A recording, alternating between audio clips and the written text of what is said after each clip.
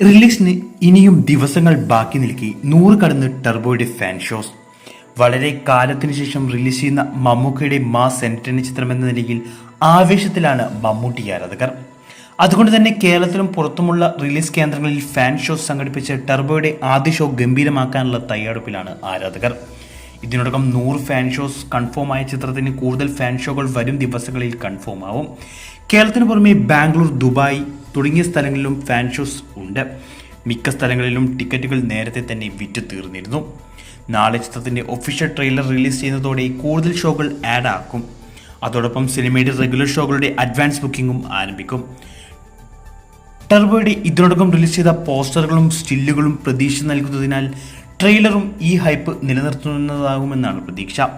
ദുബായിൽ വെച്ച് നടക്കുന്ന ട്രെയിലർ ലോഞ്ചിന് മമ്മൂക്കയും മറ്റ് താരങ്ങളും ചിത്രത്തിന്റെ അണിയറ പ്രവർത്തകരും പങ്കെടുക്കും. റിലീസിന് മുന്നോടിയായ ട്രെയിലറിന് പുറമെ ചിത്രത്തിന്റെ ഒരു ലിറിക്കൽ സോങ്ങും പുറത്തുവിടാനാണ് അണിയറ പ്രവർത്തകർ ലക്ഷ്യമിടുന്നത്.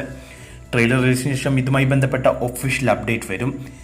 നാളെ ഇന്ത്യൻ സമയം രാത്രി 9 മണിയോടെയാണ് ടർബോയുടെ ട്രെയിലർ റിലീസ് ചെയ്യുക. കാത്തിരിക്കാം ഐഡിവട്ട് ട്രെയിലറിനായി.